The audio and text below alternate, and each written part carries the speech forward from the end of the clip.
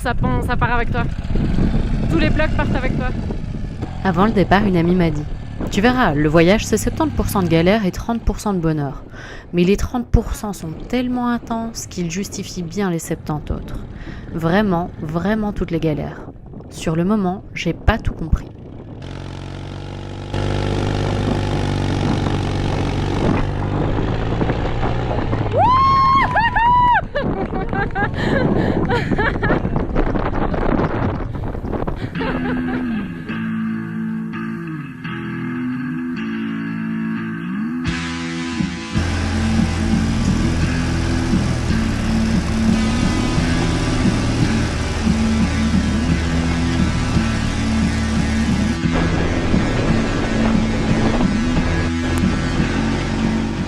Non, parce que dans le genre galère, là par exemple, on était en Bolivie, dans le sud de l'Ipèze, à 4300 mètres d'altitude, totalement isolé du reste du monde. Et on casse.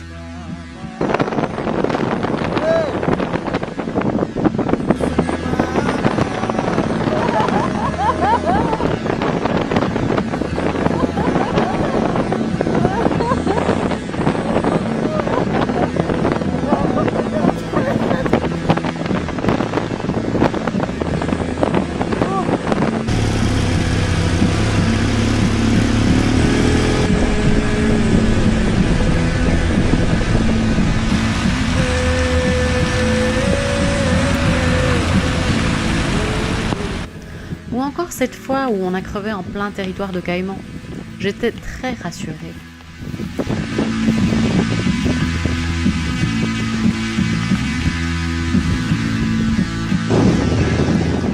On est parti avec énormément de peur. Moi en tout cas j'avais beaucoup d'appréhension. On parlait pas espagnol, on n'avait fait qu'un seul voyage en moto et pas cette moto-là. Je savais pas si on trouverait facilement de l'essence, des hôtels ou Wi-Fi. Et j'avais une peur bleue des araignées. Après, c'est normal d'avoir peur. Ça s'appelle l'instinct de survie. On est bien dans la jungle pour faire un peu de mécanique. Elle va vers nous du coup. David, on accélère maintenant. Allez David, elle vient vers toi du coup. David, je te promets que je vais te tuer. David, allez!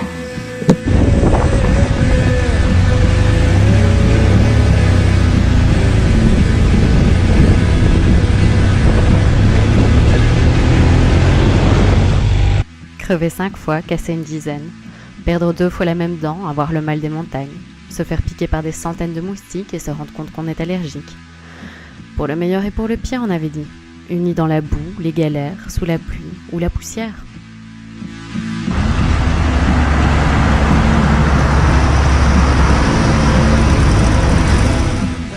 Ce film raconte le voyage que mon mari David et moi Catherine avons réalisé en 2017. Mais avant d'aller trop vite, je vais revenir un peu en arrière parce qu'il faut quand même que je vous explique comment on en est arrivé là. Yuri par exemple. Ah oui mais non. Notre sidecar s'appelle Yuri, en hommage à Yuri Gagarin, le premier fou à avoir été dans l'espace. Houston, we have a problem. Avant de partir, on l'a aménagé le petit. On a soudé un cadre pour y mettre un bidon et avoir toujours 10 litres d'eau potable avec nous en bivouac. On a réalisé une box pour y mettre la tente. Le pot d'échappement a été changé pour un plus haut afin de s'amuser lors des passages de quai. Le deuxième siège a été supprimé en faveur de bagages supplémentaires. On a installé un protège-carter plus que nécessaire.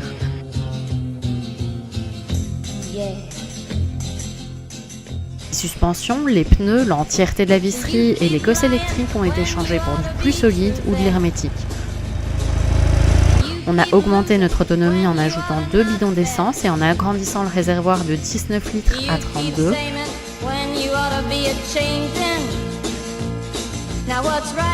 Et enfin, on a installé des ports USB dans le panier pour recharger tout notre attirail. Bref, en seulement 6 mois de temps, on a vachement bien boulotté. Ça méritait du repos.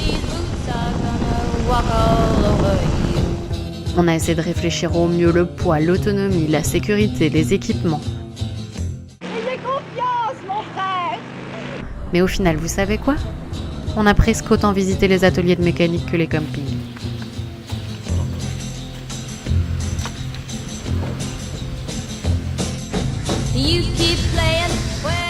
Mon ami avait raison.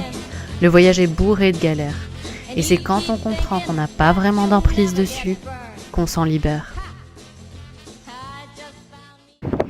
Parce que c'est ça le voyage. Perdre pied, ne pas savoir de quoi demain est fait, ni aujourd'hui d'ailleurs. Mais continuer à avancer, quitte à tomber. Qui fait le malin? Tombe dans le lac!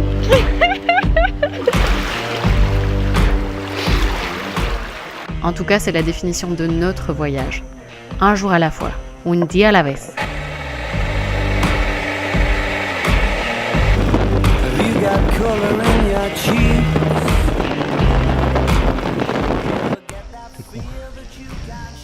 Pas bon de faire ça avec le moteur. De quoi? C'est pas bon de faire ça avec le moteur. Ah, bravo, hein? Ouais, merde. I dreamt about you nearly every night this week. How many secrets can you keep? 'Cause there's this tune I found that makes me think of you somehow, and I play it on repeat. Les images sont jolies, mais il faut pas les croire. Quand on passe sa journée sous la pluie et qu'on doit dormir en tente en mangeant du riz lyophilisé, c'est pas si facile. Et ça, c'était l'histoire de notre Noël. Mais c'est aussi pour ça qu'on part. Sur le site, j'avais écrit « Je voudrais que chaque journée soit différente, apportant son lot de surprises et de découvertes. Je voudrais que chaque rencontre m'enrichisse et m'instruise. Que chaque minute soit utilisée et pas simplement comblée. Je voudrais lutter, me battre, en chier. Je voudrais me sentir vivante et ne pas traverser les heures. Je voudrais devenir le capitaine, mon capitaine. »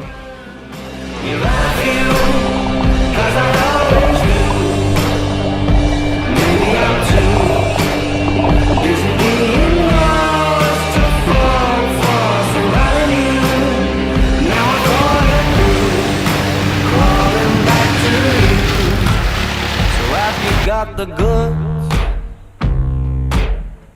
Been wondering if your heart's still open, and if so, I wanna know what time it should. Simmer down and poker up. I'm sorry to interrupt, it's just I'm constantly on the cusp. Qu'est-ce qu'on mange ce soir? And to kiss you, Qu'est-ce qu'on mange ce soir? Tu m'écoutes pas.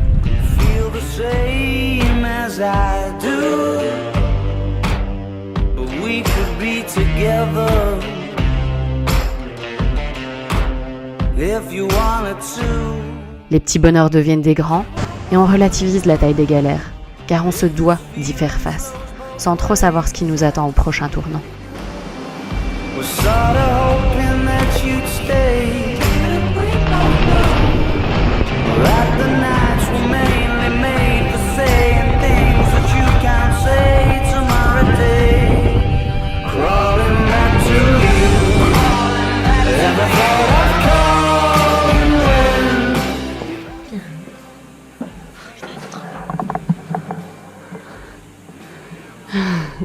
Un día a la vez, c'est un état d'esprit, une sorte de carpe diem à consonance espagnole, comme prendre un autostoppeur en skateboard avec un sidecar. Ou prenons l'exemple de l'itinéraire. Notre itinéraire a été défini en fonction des emmerdes administratives qu'on voulait s'éviter.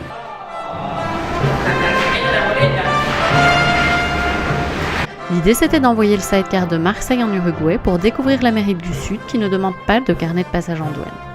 Et ensuite, de l'expédier pour Vladivostok pour revenir en Belgique par les terres en visitant notre chère Mongolie. C'est une riche idée. Est-ce que tu crois qu'ils l'ont fait? Est-ce que tu crois qu'ils l'ont fait? Non. Si, ils l'ont fait. C'était pas mal parti. Mais ils se sont arrêtés là. Et oui, parce qu'au final, en plus ou moins un an, on n'aura fait que l'Amérique du Sud. Enfin, que l'Amérique du Sud, ça signifie quand même des milliers de paysages. D'ailleurs, on les a absolument pas tous vus.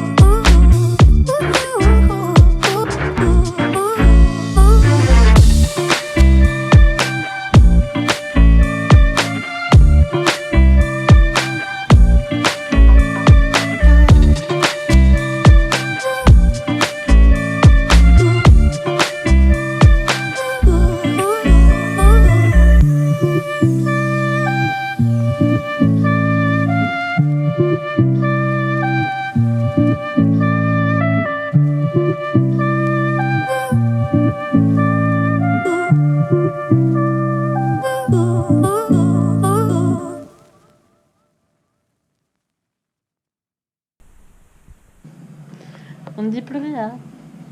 On a fermé son clapet. Mignonne. Il fallait juste donc allumer la caméra. J'ai le secret. Moi. Comme vous le voyez, il n'y avait pas que les galères. D'ailleurs, à plusieurs moments, on a reçu de bonnes grosses claques. Le Machu Picchu, par exemple. On déteste tellement la foule et les attractions touristiques de Gringos qu'on hésitait à y aller. Et pourtant, le site est rempli de buenas andas.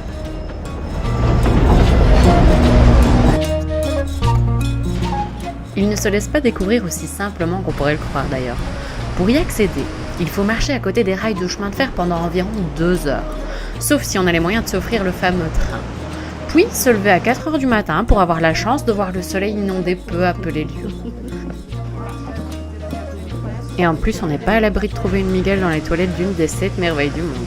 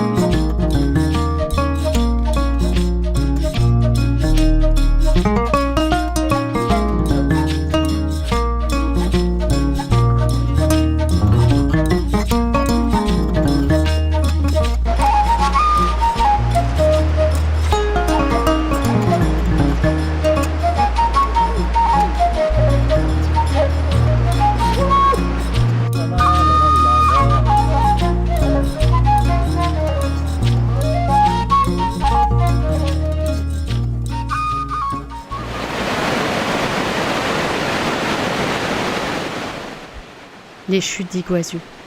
C'est bien simple, j'en ai pleuré. « 6 millions de litres d'eau à la seconde. Un bruit d'enfer. Ça nous ramène à notre place face à la Pachamama.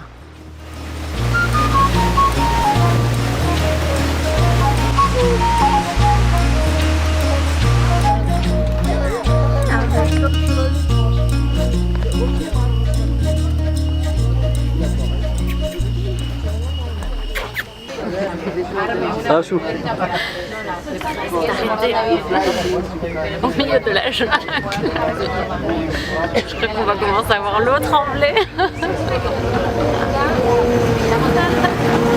C'est un T-Rex. Non.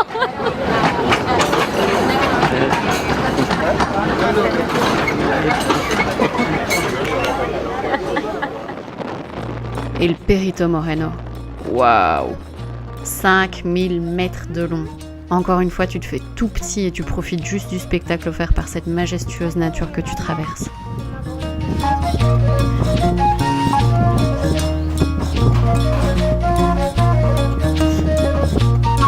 Toi?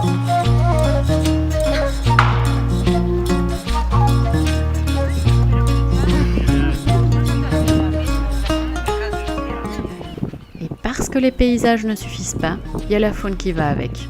Comme le prouve cette magnifique expérience qu'on a eue à Puerto Deseado, sur l'île des Pingouins.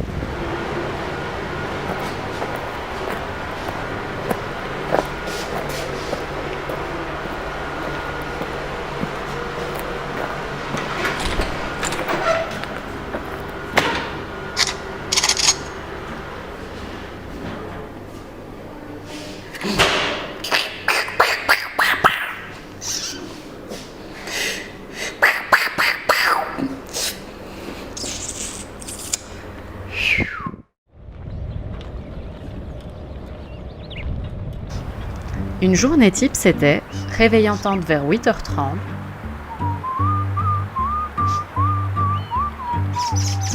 départ 1 heure plus tard, puis route. Ou visite, c'était selon.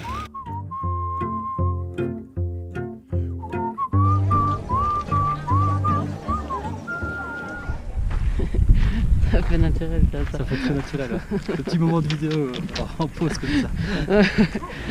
Les jours où on roulait environ 5 heures. Notre moyenne sur les 33 000 km de voyage était plus ou moins de 40 km/h. Autant dire qu'on faisait pas beaucoup de kilomètres par jour.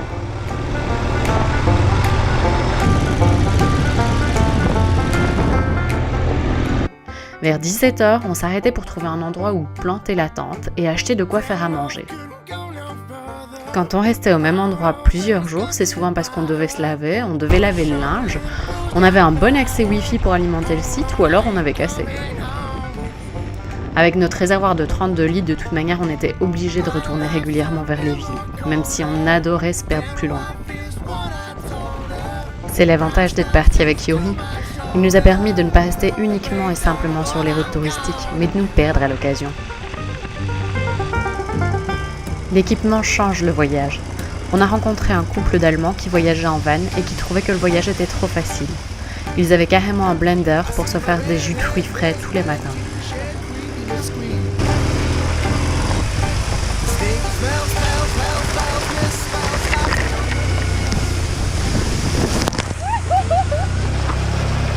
Ton petit cul et tes magnifiques réparations couture. Oh, T'as vu la tienne? I'm sexy and I'm not. Et mon petit cul aussi, et mon petit cul aussi, il le sait aussi qu'il est sexy. On n'avait pas défini la durée du voyage. Ce serait en fonction de notre budget.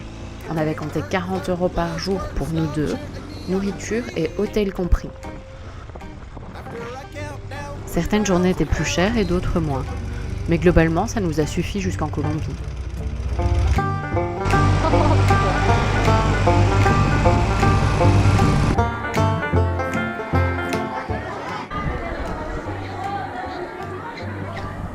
Tu lui as dit que t'étais claustro en plus.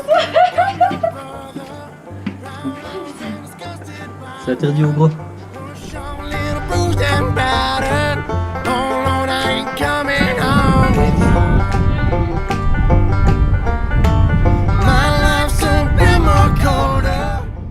Le plan, c'était qu'une fois le budget épuisé, on revenait. Ou pas d'ailleurs, parce que rien nous retenait. On avait tout vendu en Belgique.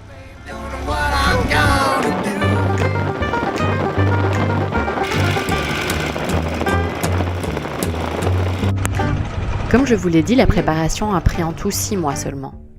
Pourquoi ? Parce qu'on voulait traverser la Mongolie en été, pour y être pour leur fête nationale, le Nadam, qui se déroule à la mi-juillet. Et ça tombait bien, car l'hiver en Europe, c'est l'été en Amérique du Sud. On était en mars, donc il fallait partir en septembre. C'est QFD.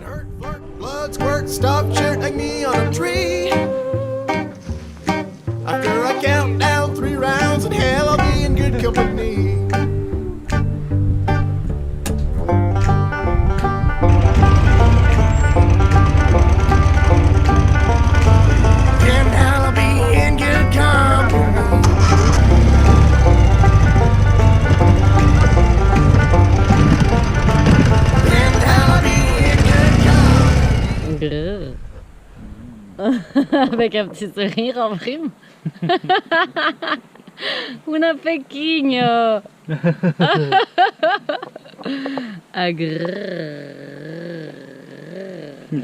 Pour rire.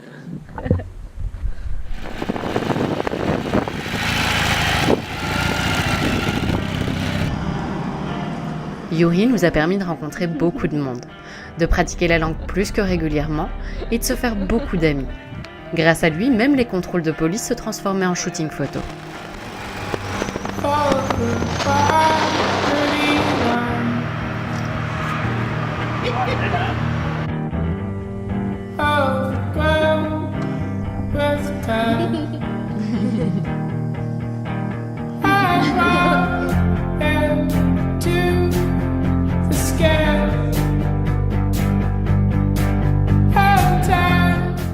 Plusieurs fois, on a trouvé chez les locaux, ceux qui nous ouvraient la porte de leur maison, une réelle famille de substitution. Les adieux étaient souvent d'ailleurs très compliqués.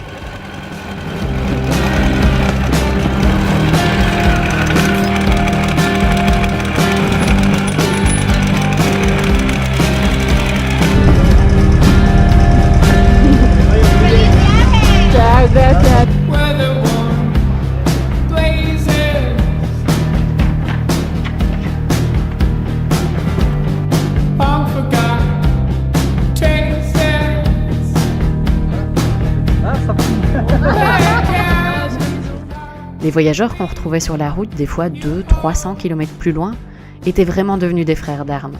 Les seuls qui comprenaient pourquoi on se plaignait du voyage.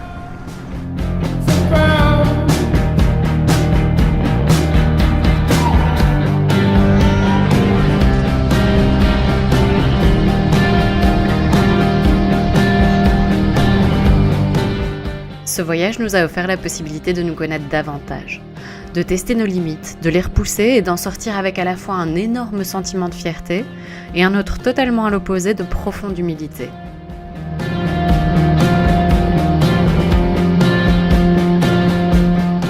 J'ai appris que je pouvais manger et dormir presque n'importe où et n'importe quoi. La chicha par exemple, cette boisson à base de maïs fermenté préalablement mâché. Ou encore le lama, fraîchement abattu sur campo. Ou bien les cochons d'Inde, choisis directement dans le garde-manger.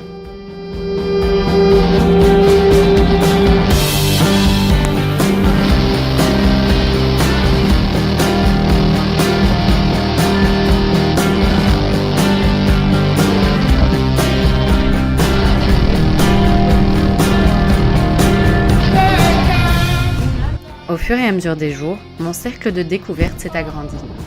J'en ai appris plus sur moi-même, j'ai redécouvert David et j'ai repris confiance en l'humanité. Ouais, rien que ça.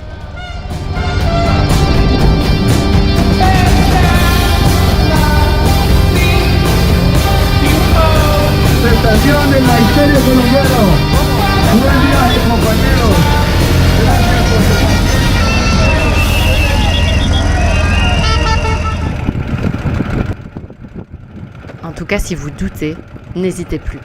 Partez, partez.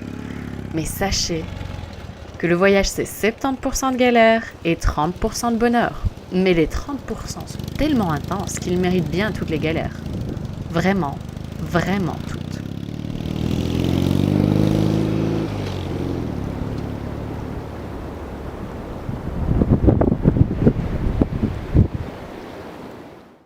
Parce que si c'est facile, c'est pas marrant.